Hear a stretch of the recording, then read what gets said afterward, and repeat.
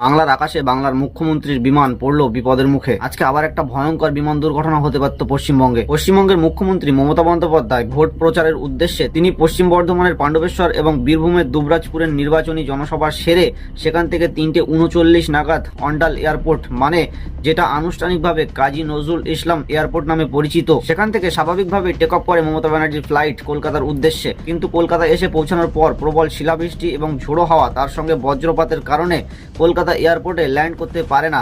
তার বিমানটি প্রায় 1.5 ঘন্টার বেশি আকাশে চক্কর কাটতে বাধ্য হয়। অবশেষে 1.5 ঘন্টা পর যখন আবহাওয়া স্বাভাবিক হয়, তখন মমতা ব্যানার্জির ফ্লাইট সেফলি ল্যান্ড করতে পারে কলকাতা এয়ারপোর্টে। এই ধরনের এয়ারক্রাফট অ্যাক্সিডেন্ট প্রায়শই দেখা যায়। হতে পারে সেটা কোনো গাফিলতি বা কোনো রকম কোনো টেকনিক্যাল এরর বা টেকনিক্যাল কোনো গ্লিচের কারণে। ঠিক সেরকমই আজকের এই ঘটনার প্রেক্ষিতে একটি গাফিলতির কথা উঠে আসছে, আর সেটা কোনো এয়ারক্রাফটের ভিতরে কোনো টেকনিক্যাল ফল্ট বা কোনো পাইলটের গাফিলতি না, এটি সম্পূর্ণ এটিসির গাফিলতি। According to A aircraft pilot, যদি এরকম কোনো পরিস্থিতি সামনে আসে তাহলে সেটা 1 ঘন্টা আগে পাইলটদেরকে জানিয়ে দেওয়া হয় এটিসির তরফ থেকে। কিন্তু এখানে কলকাতা এয়ারপোর্টের তরফ থেকে কোনো রকম কোনো সংযোগ স্থাপন করা হয়নি, এটিসির তরফ থেকে দেওয়া হয়নি কোনো সতর্ক বার্তা। আর সে কারণেই 30 মিনিটের পথ অন্ডাল থেকে কলকাতা এয়ারপোর্টের উদ্দেশ্যে স্বাভাবিক সবকিছু মনে করেই রওনা দেয় মুখ্যমন্ত্রী মমতা বন্দ্যোপাধ্যায়ের ফ্লাইট। যেখানে একটা রাজ্যের মুখ্যমন্ত্রী সফর করছেন, সেখানে এটিসির এমন গাফিলতির কারণ কি প্রশ্ন উঠছে এবং এটি জানার জন্য তদন্ত শুরু করা হয়েছে। মমতা বন্দ্যোপাধ্যায়ের বিমান এর আগেও কয়েকবার বিপদের মুখে পড়েছে। 4 মার্চ 2022 বারাণসী থেকে কলকাতা বিমানবন্দরে ফিরছেন মমতা বন্দ্যোপাধ্যায়ের বিমান।